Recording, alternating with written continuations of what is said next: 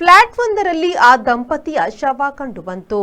ಪೊಲೀಸರು ಸುತ್ತಣ ಸಿಸಿಟಿವಿ ನೋಟಗಳನ್ನು ಪರಿಶೀಲಿಸಿದಾಗ ಮೊದಲ ದಿನ ಪಾರ್ಕಿಂಗ್ ಸ್ಥಳದಲ್ಲಿ ಅವರು ತೀವ್ರ ವಾಗ್ವಾದದಲ್ಲಿದ್ದರು ಎಂದು ಕಂಡುಬಂತು.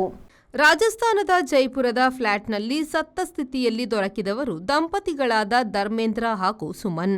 ಮುಹಾನಾದಲ್ಲಿ ಅವರ ಫ್ಲಾಟ್ ಇದೆ. ಪೊಲೀಸರು ಸಂಶಯಾಸ್ಪದ ಸಾವು ಎಂದು ಪ್ರಕರಣ ದಾಖಲಿಸಿಕೊಂಡಿದ್ದಾರೆ. ಧರ್ಮೇಂದ್ರ ಅವರು ಬ್ಯಾಂಕೊಂದರಲ್ಲಿ ಸೇಲ್ಸ್ ಮ್ಯಾನೇಜರ್ ಆಗಿದ್ರು.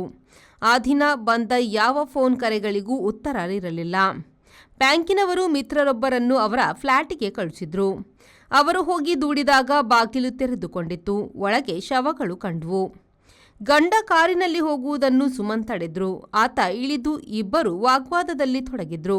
ಆನಂತರ ಆಕೆಯ ಕುತ್ತಿಗೆ ಸುತ್ತಿದಂತೆ ಆತನ ತೋಳು ಇದ್ದು ಆಕೆಯ ತಲೆ ಆತನ ಭುಜದ ಮೇಲೆ ವಾಲಿದಂತೆ ಕಂಡು ಕೊನೆಯದಾಗಿ ಗಂಡ ಹೆಂಡತಿ ಮೇಲೆ ಹೋದುದು ಕಂಡಿದೆ.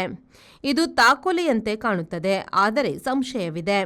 ಕೊಲೆಯ ಬಗೆಗೆ ಚೂರು ಸುಳಿವು ಕಂಡರೂ ತನಿಖೆ ನಡೆಸುತ್ತೇವೆ ಎಂದು ಸ್ಥಳೀಯ ಪೊಲೀಸ್ ಅಧಿಕಾರಿ ಗುರು ಭೂಪೇಂದ್ರ ಸಿಂಗ್ ಹೇಳಿದ್ದಾರೆ.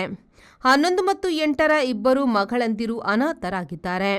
ಅವರು ರಜೆಯಲ್ಲಿ ಭರತ್ಪುರದ ಅಜ್ಜನ ಮನೆಯಲ್ಲಿದ್ದರು. ಸುಮನ್ ದೇಹದ ಮೇಲೆ ಗಾಯದ ಗುರುತುಗಳಿದ್ದು ಸರಿಯಾದ ತನಿಖೆಯ ಅಗತ್ಯವಿದೆ ಎಂದು ಸುಮನ್ ತಂದೆ ಅಜಯ್ ಸಿಂಗ್ ಒತ್ತಾಯಿಸಿದ್ದಾರೆ.